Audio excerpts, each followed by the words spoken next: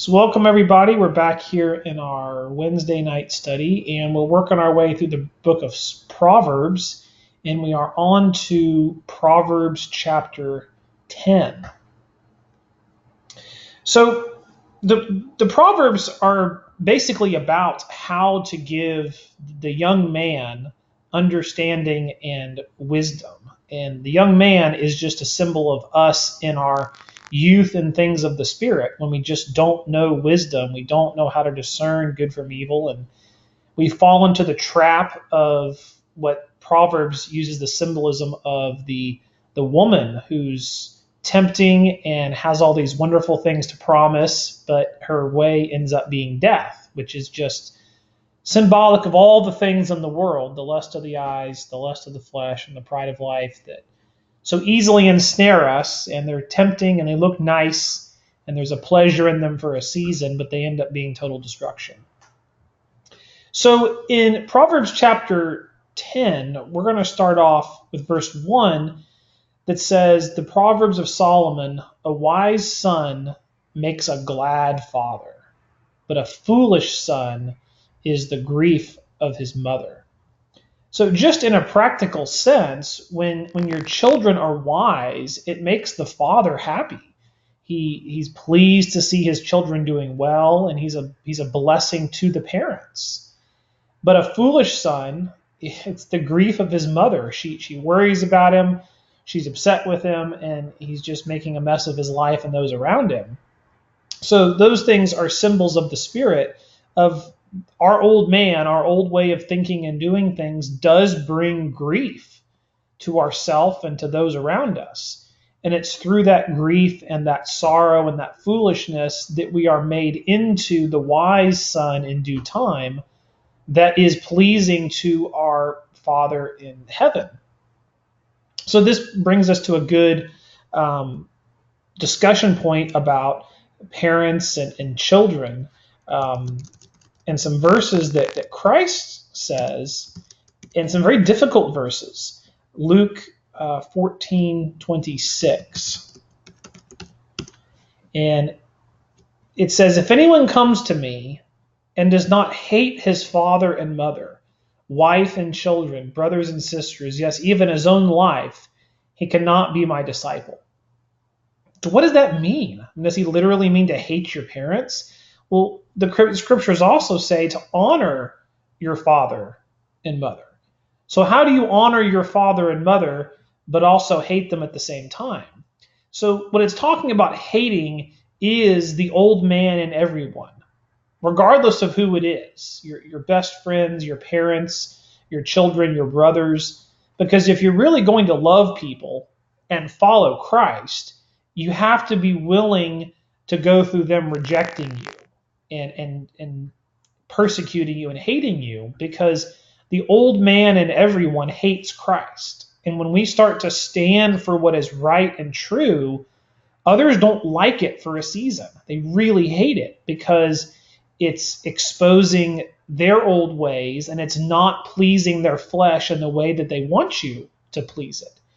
But if we can bear Christ's cross, which only he can give us the power to do, and walk after him, in due time, we will be respected and appreciated by the very ones that despised us so much, because we're storing up that oil that we have to go take, the things of the Spirit, so that when the storm comes, your house is built upon the rock, and you're the one that people are going to come to for wisdom and counsel in that day.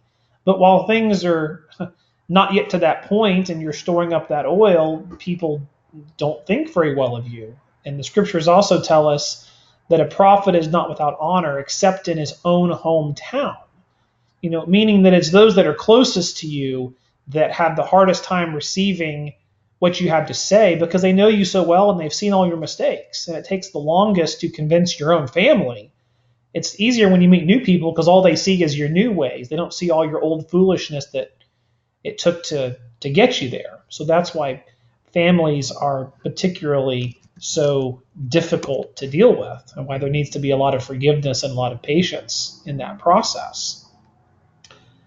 Treasures of wickedness profit nothing, but righteousness delivers from death. So we're told to not store up treasures on earth where moth and rust destroy and thieves break in and steal, but store up for yourselves treasures in heaven. Well, treasures of wickedness is when we are only chasing after the lust of the eyes, the lust of the flesh, and the pride of life, and doing things our way. Even things that may appear to be perfectly all well and good, if we don't have God being sought first, and if we don't put things in the right order, which we won't at first, it ends up being from a heart of wickedness, and the Lord tears that down. But then he rebuilds a new heart and a new spirit within us, and that righteousness delivers us from death. And when we have righteousness and we have wisdom and we seek first the kingdom, Christ says, if you seek first the kingdom, all these things I'll add unto you. And all the things were the Lord, the things you need in your life, seeking after food and clothing and just all the basic stuff. When you're righteous, you learn the narrow way and you are faithful in both the things of the Spirit and you grow to be faithful in the things of the physical world. Our stewardship is important, and it does matter how we conduct our physical lives. We don't just cast off everything physically because we start to see things of the Spirit. That's what the scriptures call lasciviousness, and it's a bad example because part of the way they see your righteousness is how you conduct yourself in things of the world. It's a huge way they see it. The Lord will not allow the righteous soul to famish, but he casts away the desires of the wicked. So what this is saying is that, and I've got a study on my site called "Those that wait on the Lord will not be ashamed." If Christ says, if we hunger and thirst for righteousness, those who hunger and thirst for righteousness will be satisfied, they'll be filled. So we're going to have plenty of trials and plenty of persecutions and people not understanding and not liking us, and we'll have our own seasons of sorrow and loss as we go through this process, but the Lord will satisfy that righteous desire, and we have to believe that the Lord is a rewarder of those that seek him. Let me look up this verse here. This is in Hebrews 11:6. It says, "But without faith it is impossible to please him, to please God. For he who comes to God must believe that he is, and that he is a rewarder of those who diligently seek him." Well, it's hard because diligently seeking the Lord, oftentimes things get worse before they get better. You're having to cut off all these old ways and old relationships, and there's a lot of pain and a lot of loss. And we have to believe that if we're faithful through that, the Lord will reward us with the fruit of the Spirit, and that things will have neither riches nor poverty in this life. But we don't have that faith at first, and we doubt that he's a rewarder, and we accuse and we murmur and we complain and all of those things, and that's part of the process. But when the Lord does write it in our book to have that faith, we will have it. And so one of the questions that come up is, how do you get more faith? Well, ultimately, faith is a gift of God, but he does give us some commands about things we can do that we're supposed to do during the process. And it says, so faith comes by hearing, and hearing by the word of God. So the more that we study the scriptures, the more we hear the word, the more we get together like we are tonight and meditate on these things, it encourages us that the Lord is going to do what he says. And we do start to see some fruit of it. And we have others tell us that it is going to work out for us in the end. And that hearing of the word consistently helps renew our minds and helps build our faith. So yes, the Lord is in control of everything. Yes, he has to grant the faith, but he still gives us some things to do, and then he gives us the motivation and the desire to do them. So when you know what to do it, and it will help. Proverbs 10:4, he who has a slack hand becomes poor, but the hand of the diligent makes rich. So just in the physical world, you know this. Diligent people tend to prosper and lazy people don't, right? It leads to poverty. Same thing in the spirit. If you don't work, you're not going to eat. If we don't show up to fellowship, if we don't spend some time on our own reviewing these things and looking at it and studying just like we diligently study other things in our life. Like we go to school, we're happy to study for things we really, really want and desire. And the Lord has to give us that same spirit to be diligent in the things of the Word of God, to give us that wisdom and those riches, which is what is going to build our house upon the rock. He who gathers in summer is a wise son, but he who sleeps in harvest is a son who causes shame. So just thinking about the physical example, you can only harvest crops so many months a year, and it's generally in the summer months. Once winter comes, it's too late. You can't harvest now. It's all over. So the wise is gathering in the summer. When the opportunity is there, when you have the time, use the time to go seek and study and gather wisdom. Because when the winter comes, when the real heavy trials come, there's not time. It's too late. You didn't take the oil, and now the need is upon you, and it's not there. So we all are that lazy son who causes shame and sleeps during the harvest and just, makes merry and parties in the summer and does not diligently store up for when the winter comes. So just always remember, we're going to do all the negative things first before we get to the positive things. And it's good that we're sorrowful, and it's good that we repent over this, but don't be so discouraged that you think you're not worthy of receiving the wisdom, because we're all nothing. I mean, nobody's flesh is any good, and it all manifests in a different way. So, pick your head up and keep searching for the wisdom, and the Lord will grant it. Blessings are on the head of the righteous, but violence covers the mouth of the wicked. So violence, hatred is towards our brothers. When we hate others, then we have this wicked mouth, and that's how the old man starts off. And we need to be very attentive to those violent, evil thoughts and to take them captive. And that's how we become righteous, through God giving us that power for him to change the heart and to give us the power to take the thoughts captive, and then replace those thoughts with these true things of the Spirit of God, of the truth that we're reading. And then the blessings come upon the righteous. The fruits of the Spirit come with keeping those commands and doing what he says to do. And so we have to ask the Lord for the faith to believe that process so that we can do the work to become that righteous, wise son. The memory of the righteous is blessed, but the name of the wicked will rot.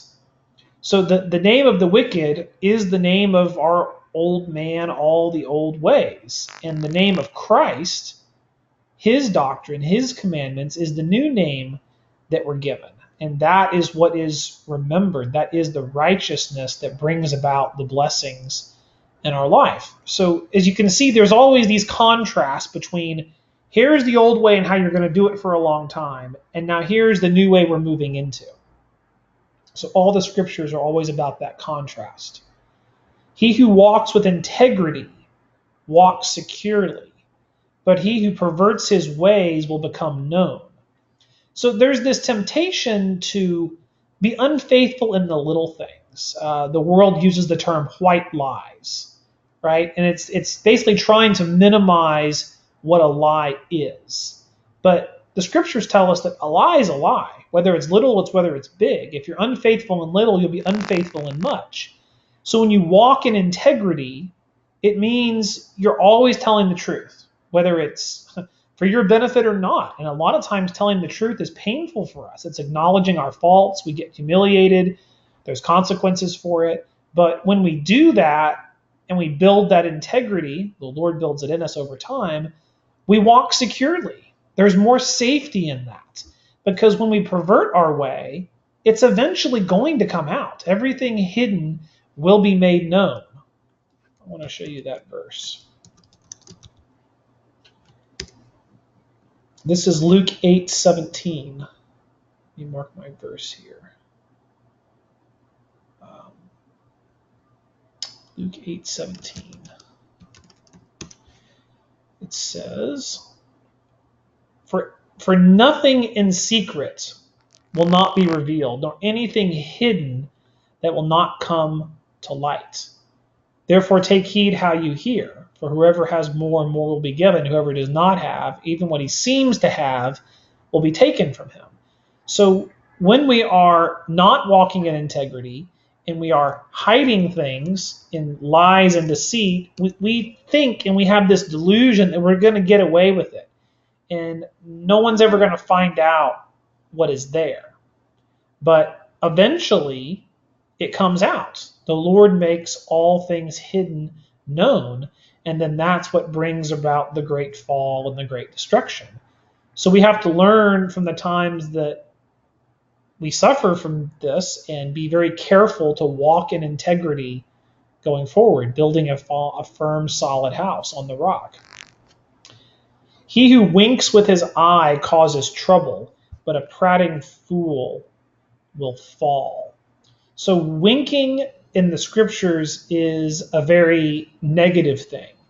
And it's symbolic of just being rebellious and devious and sneaky and all of those things. And it's contrasted with just a simple man who looks straight forward. It says he has his eyes in his head and he does what he says. There's no winking, there's no games, there's no trickery.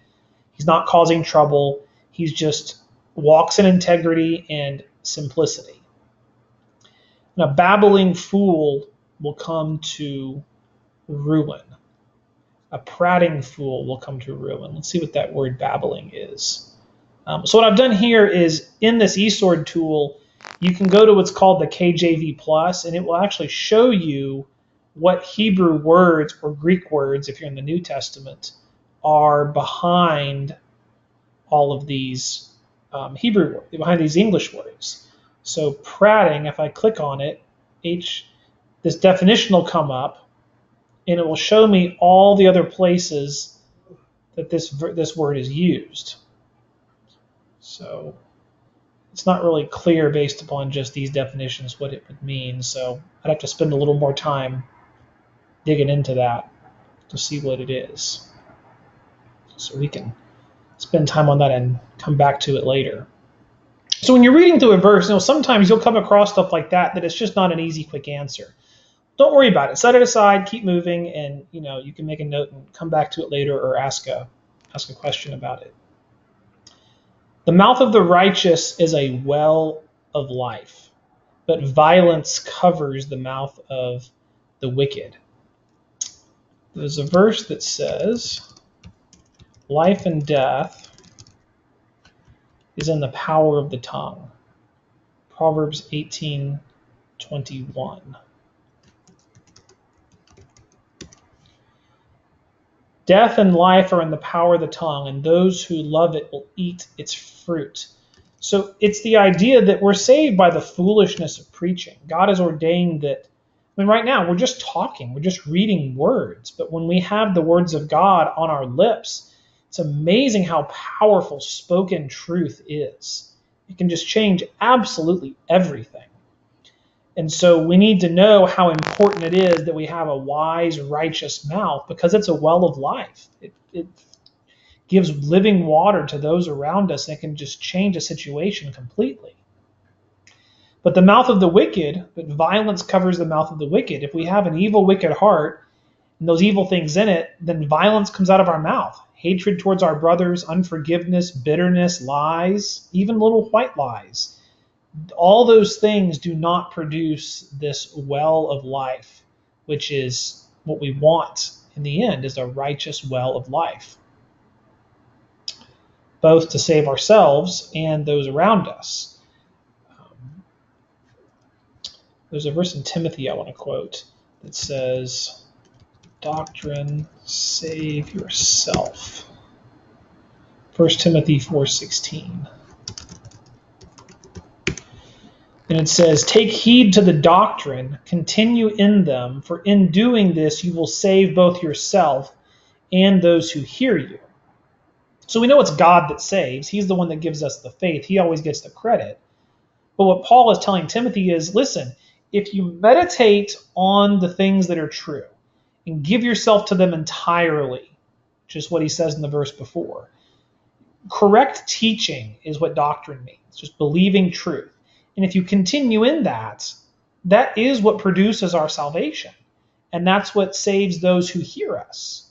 So that's why it's so important to seek the truth and to know it and to hold on to it, because it is salvation.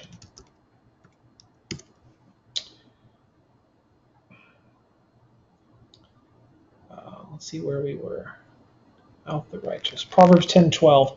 Hatred stirs up strife, but love covers all sins.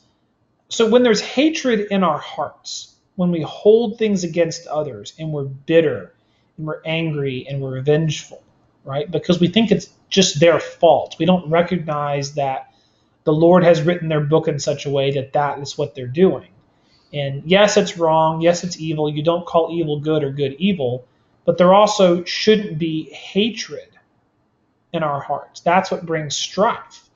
But what love does, love covers sins. And we covered this last week, I believe. And so covering sins is two things. One is, obviously, you don't want to expose people if you don't have to. Matthew 18 says, if your brother sins against you, go to him directly. Don't go gossiping and telling everyone else about it. Go to them directly and try to deal with it in private. And covering sins is also about healing the sins. There's a verse in the New Testament that says this. I think it's Galatians 6:1. Brother, if any man is overtaken in a trespass, which means you're in sin, right? You are spiritual, restore such a one in a spirit of gentleness, considering yourself, lest you also be tempted. So the way you cover someone's sins is you go to them, you acknowledge if there's any plank in your eye first. You can't go to try to fix a problem in someone else you're still doing yourself. And in gentleness, point it out privately as much as possible. And that spirit of meekness and gentleness will help cover this sin and deliver this from them, and to keep it as private as possible so they can deal with this and not have it exposed to everybody around them. And when we have love, and that's our intent, then that's what we do. Love leads us to confront things in the right way, to warn our brothers when the enemy's coming, so that it doesn't just destroy their life, but also do it in the right way, because you can know all the answers. You can have all the wisdom and all the knowledge, like it says in 1 Corinthians 13, but if you don't do it the right way, you're a clanging gong or a resounding cymbal. Let's look at 1 Corinthians 13 here. Though I speak with the tongues of men and angels, but have not love, I have become a sounding brass or a clanging cymbal. Just a big noise that's not nice music to someone. It's just noisy, obnoxious, unhelpful words. And though I have the gift of prophecy and understand all mysteries and all knowledge, and though I have all faith so that I could remove mountains but have not love, I'm nothing. And though I bestow all my goods to feed the poor, and though I give my body to be burned but have not love, it profits me nothing.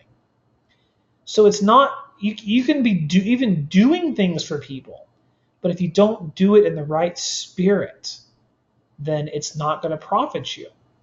So here's what it says, 1 Corinthians 13:4. Love suffers long and is kind. It's not envious. It doesn't parade itself. It's not boastful. It's not saying, hey, look what I did for you, and rubbing it in people's face. It's not that. It doesn't behave rudely. It doesn't seek its own. It's not provoked. Provoked is when someone says something, nasty to you or does something bad to you, and you go back and do the same to them, either in word or deed. So love isn't provoked. It's silent, or just walks away, or waits for the right moment to say something. It thinks no evil, does not rejoice in iniquity, but rejoices in the truth. So if you really love someone, you're not just going to be happy with whatever they're doing and say, oh, well, that's good for you. No, it rejoices in truth. If someone's walking in error and sin and it's destroying them, don't rejoice in that with them. If they're a fool and they can't hear you, then just get away from them. If they can hear you, then lovingly tell them. Otherwise, you're not really loving them. Love bears all things, believes all things, hopes all things, endures all things. So we have to remember, anytime we're going to be given to say or do anything, we have to think about all of those verses first. Because if you don't have those, nobody's going to hear a word you have to say. It's not going to make any difference at all.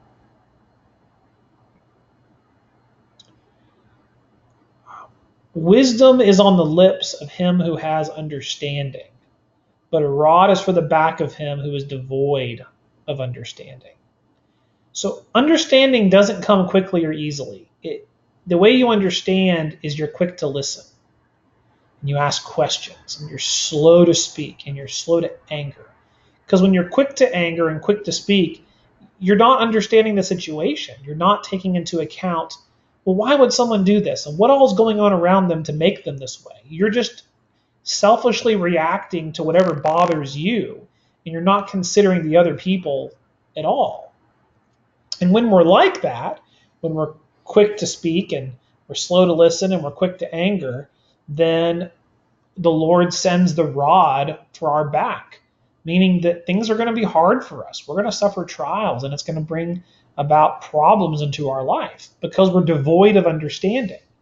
And once you get beaten with that rod enough times, you start to say, well, wait a minute, let me wait here and see what's really going on. Let me ask some questions to try to understand. And that's what brings about the wisdom over time. Wise people store up knowledge, but the mouth of the foolish is near destruction. Again, if you're going to store up knowledge, you have to seek it as treasure. You have to devote time to gaining knowledge, to surrounding yourself with wise people and asking for their counsel and listening to them. And then chewing the cud, which just means to consider it, to ruminate on it over time. Some things you hear, they don't make sense right away. But if you give it some time, eventually the Lord starts to open up the meaning of that. So you can't be in a hurry to obtain these things. But the mouth of the foolish is near destruction. Why? Because the mouth of the foolish is hasty, it's angry, it's bitter. It does all those destructive things that makes it where you can't store up knowledge because you're not listening. You're too busy talking to learn anything. The rich man's wealth is his strong city. The destruction of the poor is their poverty. So obviously in the physical, if you're very, very poor, it's destruction. The scriptures say money is a defense as wisdom is a defense. So there is some practical wisdom to trying to store up a little extra than you need. And then the Lord can grant that at times, and he can not grant it at times. But it's a wise thing to have some things stored up physically regarding wealth, which is a symbol of the rich man's wealth is his strong city. Well, what is true wealth that God wants us to store up? He says, store up for yourselves treasures in heaven. Well, this means the things of God, the wisdom, the knowledge, the understanding. That's our strong city. And the destruction of the poor, those that don't have wisdom and knowledge and understanding and all those fruits of the Spirit, that's what destroys us. So regardless of how much physical money or possessions we have in this life, the Lord will grant all of us a wealth of wisdom because he says that in James. If any of you lacks wisdom. This is James 1:5. It says, if any of you lacks wisdom, let him ask of God, who gives to all liberally and without reproach, and it will be given to him. Let's look at a different translation. The Lord gives generously of this knowledge. And it doesn't matter who's asking. He's not a respecter of persons. He will grant you the wisdom. But part of the way he grants you the wisdom is he shows you the commands about how to go get the wisdom. He's saying, if you want wisdom, go read my word. Go find wise people and ask them questions and listen. And then go verify what they say with the word and others. Don't just be simple and believe everything, but put some effort into it. And so the most powerful thing is asking questions. It's amazing how much people will tell you if you just ask. They won't give you money very often, but they'll give you a tremendous value in wisdom, which is worth even more. Where are we here? The labor of the righteous leads to life, but the wages of the wicked to sin. So what is the labor of the righteous? The labor of the righteous is to seek wisdom as treasure, to look for that treasure hidden in the field. And that leads to life. Well, what do the scriptures tell us life is? Life is to know God and his son, Jesus Christ. And when you know them, it doesn't just mean you know their name or you know they exist. It means you know their character and what they stand for. And it means you know all the things, or you're growing in all the things of wisdom in the Proverbs, because all the words are from God given to us through Christ. So that labor is what leads to life. But the wages of the wicked to sin. Well, what's the wages of the wicked? Romans 3:23, for the wages of sin is death. Let's look at that verse here. Romans 3:23. It says, it's Romans 6:23. It says, for the wages of sin is death. So wages are what you earn for doing work, right? So when you do sin, you earn death. And it says in Romans 5, I believe it is, that to be carnally minded is death. So it just means you think like a beast, you act like a beast, you believe all the old things that aren't producing any fruit. But the gift of God is eternal life, which is to know God in Jesus Christ, which is to know wisdom, to have knowledge, which brings about the fruit of the Spirit. So they're all connected. And it all comes down to what we value and asking the Lord for the faith to pursue those things and believe he will give them to us over time. Let's go back to Proverbs here. Proverbs 10.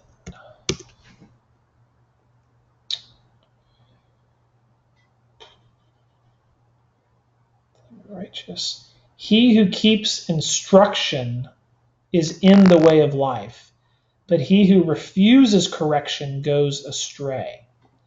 So this is said many times throughout the Proverbs that a wise man receives instruction. If you rebuke a wise man, he gets wiser. And we're told many times, do not rebuke a fool or a scoffer, lest they hate you. So we naturally refuse correction and instruction.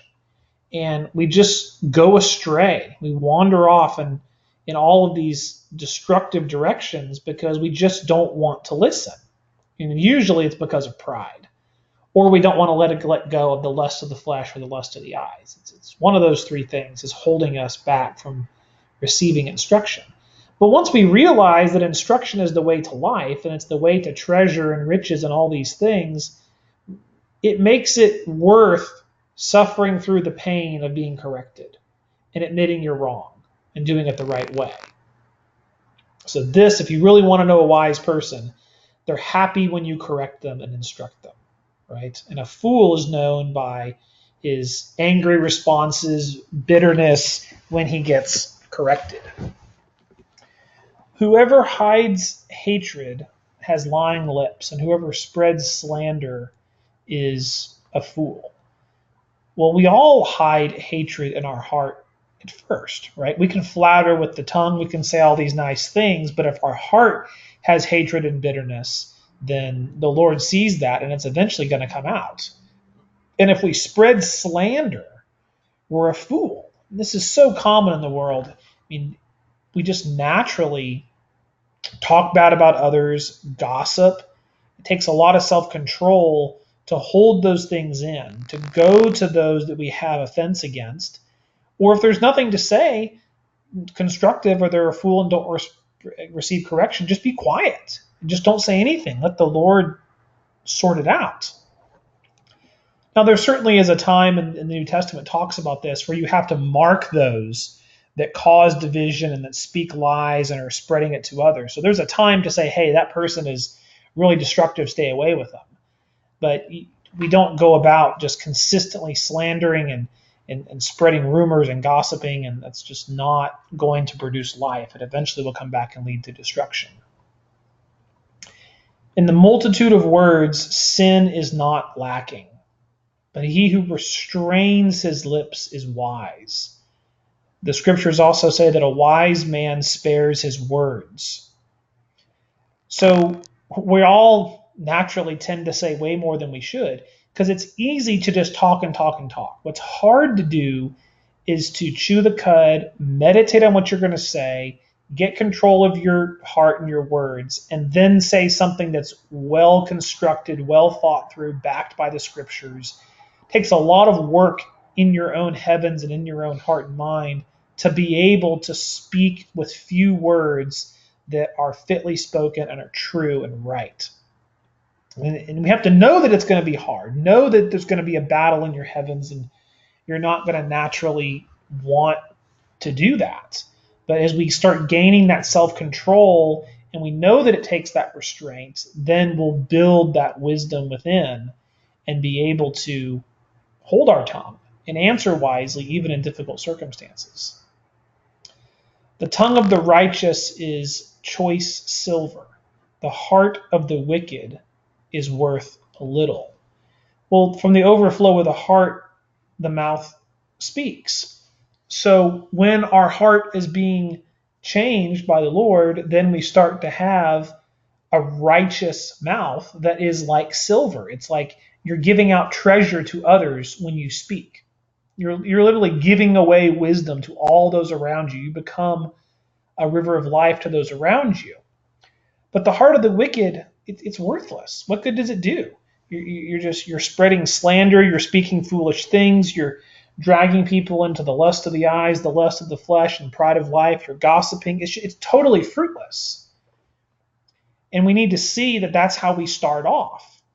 And then we make this transition to having the tongue of the wise. The lips of the righteous feed many, but fools die for lack of wisdom. I mean, what's amazing is you can have one person get up and talk, and you can feed thousands at one time. I mean, think about how easy it is to speak words and others hear it and to receive instruction from it. It's an amazing gift the Lord has given, but righteousness is so rare to find it because it costs so much to get it. But fools die for lack of wisdom, right? Who's the fool? We're all the fool at first, and we don't know anything. We're that young, foolish man, and it brings about destruction in our life. So we have to have a deep desire to be that righteous, able to feed many. And the Lord can give us that desire, and then he'll carry it through for us to store up that wisdom that will feed others. The blessings of the Lord make one rich, and he adds no sorrow with it. Because the blessings of the Lord are things that can't be taken away. It's all the fruit of the Spirit. And like Paul said, he learned to be content in all circumstances, whether in poverty or whether he's doing okay and having some abundance. So when you get the blessing of the Lord, it's the ability to make it through life no matter what happens, to have that self-control and restraint, understanding that trials have a good purpose, and to give us the faith to endure through it. And he adds no sorrow to it because you can even have joy in trials, because Paul said, better is our present sufferings are not worthy of being compared with the things that will be revealed. Let me read you this verse. Our present sufferings. This is Romans 8:18. Romans 8:18. It says, "For I consider that the sufferings of this present time are not worthy to be compared with the glory which shall be revealed." So this took tremendous faith on Paul's part, which God gave him that faith, to believe that the end is worth all the sufferings. And then it's not even worthy of comparing because the end is so much better. It's worth it. But when you're in the middle of it and you're suffering and all this misery, you just say, how can this be worth it? And he has to give you the faith to believe that. And he gives us little down payments of it, and you see little fruits of the Spirit and what happens when there's wise words spoken in the midst of a terrible situation, how it can turn things around. So that's something good for us to meditate on, is the end of how all these things will work out. Proverbs 10:23, to do evil is like sport to a fool, but a man of understanding has wisdom. To fools, they don't consider the consequences of what they do for others. They're selfish, right? They just think it's a game. It's like sport to do evil. It's entertaining to them. But they don't see the long-lasting destruction that being foolish causes. But a man of understanding has wisdom. He understands that every word he speaks has an impact on people. And he thinks about, how is this word going to affect this person when I say it to them? And that's wise. And it makes them very loving and caring, and they consider carefully what they do because they know what matters a lot. The fear of the wicked will come upon him, and the desire of the righteous will be granted. So the wicked, God does instill a fear in the wicked of being judged at time. And we start to realize that this judgment needs to come upon our old wicked ways to be purged out. And the Lord does send that. It comes upon us. And the desire of the righteous will be granted. What's the desire of the righteous? To have the fruit of the Spirit. And we know that it takes the chastening of the Lord, which Hebrews 12 talks about in detail. So when you know that chastening is good and has a good result in the end, then your desire is to go through that process because you know it's the only way to get the result that you want at the end. When the whirlwind passes by, the wicked is no more, but the righteous has an everlasting foundation. This is the same thing as saying, have you built your house on the rock? Like Christ talks about. When your house is built upon the rock, which is Christ, which is having all this wisdom we're talking about, when the whirlwind, the trials come, you make it through. You're going to suffer loss of some things. You may have health issues or pain or lose some money or whatever it is, but you will make it through righteously as a good example. But the wicked is destroyed through that. The new man is who makes it, and the old is washed away. Because the righteous has this everlasting foundation, which is the foundation of Christ, which is the truth, which is the wisdom. They're all the same thing. As vinegar to the teeth and smoke to the eyes, so is the lazy man to those who send him. There's another verse that says, he that is slack or lazy in his labor is brother to him who destroys. So when we're lazy in our work, it's very destructive. And it's like putting smoke in your eyes. It's miserable. It doesn't help anything. And this lazy spirit is in all of us, and it brings smoke to our own eyes. It causes our own backslidings or our reproof, meaning the very errors, the laziness, the things that we do are what correct us. Because we see the fruit of it and we say, this is horrible. And then the Lord teaches us to come out of that, which leads to the fear of the Lord. The fear of the Lord prolongs days, but the years of the wicked will be shortened. So this is about prolonging the days of life, the days of knowing God and Jesus Christ. The fear of the Lord gives you more days in wisdom and knowledge. But the years of the wicked are shortened, meaning the old man's life is being taken. Our old, impatient, hasty ways are being destroyed through that process. The hope of the righteous will be gladness, but the expectation of the wicked will perish. Well, what does the righteous hope in? He hopes in the Lord. He hopes to see the revealing of the truth. He wants the wisdom. That's what he's after. But the wicked, what does he expect? What does he seek after? The lust of the eyes, the lust of the flesh, and the pride of life. And all those things are destroyed.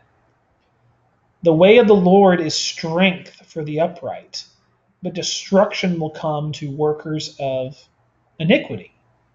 Well, the workers of iniquity is just walking in those ways of sin. And there's so many examples, and we've all got our own ways that we walk and we do iniquity, not righteousness. And then we're brought in the way of the Lord, which is strength for the upright. Why is it strength for the upright? Because only the Spirit placed within us makes us wise and receives the things of God. The old foolish man hates correction. He hates the ways of God. It doesn't make any sense to him until we've been through that destruction that makes that wisdom appear to be wise and valuable. The righteous will never be removed, but the wicked will not inhabit the earth. So the righteous foundation is what survives all the trials. It's the wicked that are destroyed and are not going to be there. And there's physical manifestations to this. Given long enough, eventually the folly of fools is manifest, and whatever they're ruling over or dealing with is taken from them, and the wise and the righteous and the patient end up being elevated and stepping in to fix the problems. The mouth of the righteous brings forth wisdom, but the perverse tongue will be cut out. Well, who cuts it out? The Lord does, through his trials and his chastening and reaping what we've sown. If we have a perverse tongue, we're sowing all kinds of problems for ourselves that eventually manifest. And then we're given the mouth of the righteous, which brings forth wisdom. It speaks the truth. It's patient, it's kind, it's loving, it's all those things. And it brings about the things that God gives us righteous desires for. So here's our last verse for tonight. The lips of the righteous know what is acceptable, but the mouth of the wicked what is perverse. Right? So the heart of the wicked, all it does is it thinks wickedness. And wickedness is not always obviously wicked, right? It can just be not being encouraging at the right time, having the wrong tone, not being loving. It's not always just these obvious, overt, really foul, perverse spirits. It can be just laziness. It can just be lack of diligence and care. But the lips of the righteous know what is acceptable. Well, why? Because the heart has been trained in righteousness. It studied the truth. It has meditated on it day and night. And so that informs the mouth, and it knows what is acceptable to be spoken at that time. Words fitly spoken are like apples of gold and pitchers of silver. And as you've chewed the cud, you've contemplated how these things affect people, what the words do to their spirit, then you start to see, oh, this is acceptable right now. Look how it changed that person's countenance or their situation. Oh, look how I spoke these words. I thought I was just teasing or joking, but really it ended up hurting them, and it really tore them down. So the more we consider others and have love at the forefront of our hearts and minds, that's what makes us wise and know what is acceptable and being able to speak those words of life in any given situation. So that is the end of Proverbs chapter 10. We'll open it up here for if you folks want to add anything or ask any questions.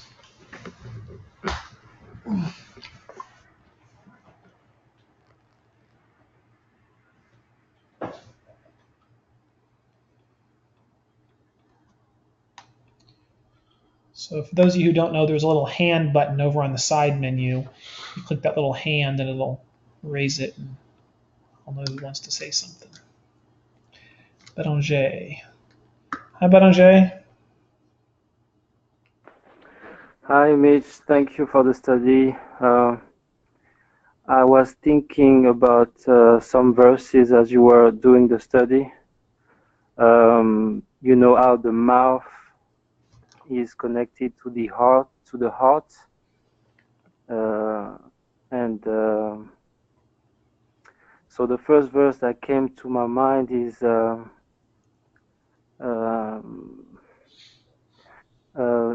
of the abundance of the heart, the mouth speaks. You mentioned it in the study, but It's Luke 6:45. A good man out of the good treasure of his heart brings forth good, and an evil man out of the evil treasure of his heart brings forth evil. For out of the abundance of the heart, the mouth speaks. Yes. So we see how the mouth is connected to the heart, and therefore, the things we say with our mouth, like you said, uh, uh, life and death is in the power of the tongue. So therefore, another verse, Proverbs 4:23, which says, "Guard your heart above all things." Yeah, keep your heart with all diligence, for out of it spring the issues of life.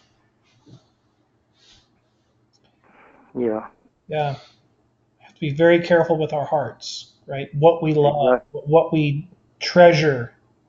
Because he says, where your treasure is, there your heart will be also. So, how do you keep your Mm, heart? You pay attention to what you treasure. And we all treasure the lust of the eyes, the lust of the flesh, and the pride of life at first. And then the Lord has to take those desires and give us a heart that treasures wisdom and knowledge and the things of the Spirit. And that's how you keep your heart. amen, amen. Um, which verse is the one you just said? Where your heart is, your mouth. Um, it is Matthew 6:21.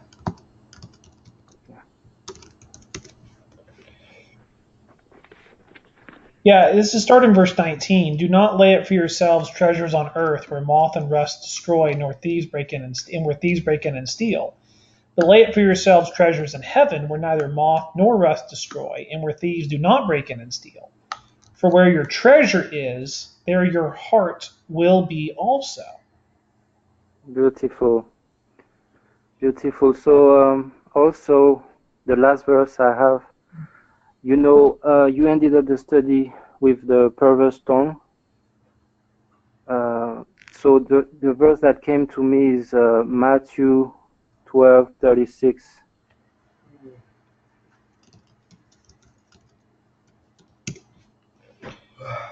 But I say to you that for every idle word men may speak, they will give an account in the day of judgment.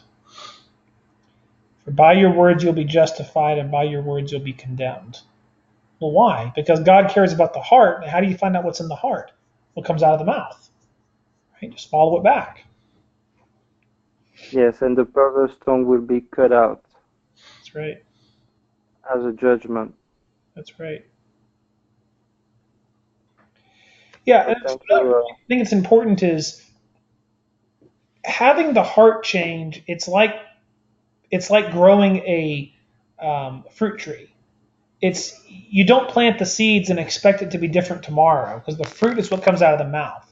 So when you realize that evil things are coming out of your mouth and you realize your heart's got some real problems, you've just got to go start confessing, praying, studying the scriptures on that topic. It's not going to change right away. You're not going to instantly feel better all the time. So it can take days, weeks, months of continually doing that, and then it needs time to grow.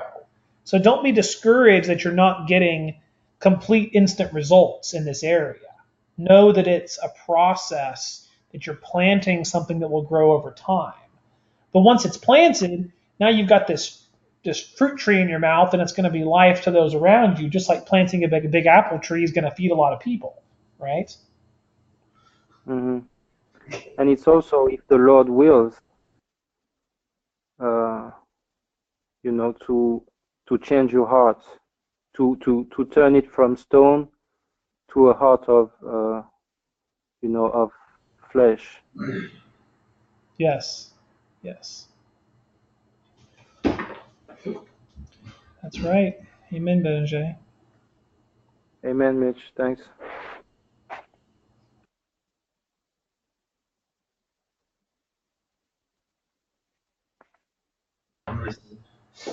I'm looking at you.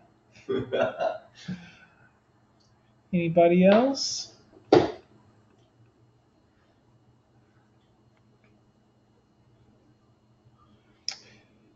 All right, I'm going to start unmuting folks.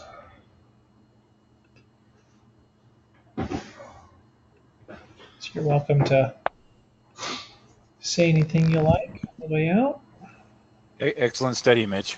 Thank you. Good to have you, Brian.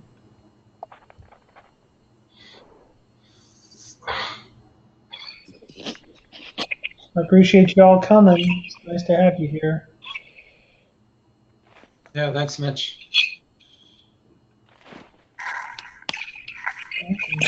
Thank you. Thank you for the word of God, Mitch. Thank you for the word of God. Welcome. Yes, thank you so much. Thank you, Mitch. Welcome.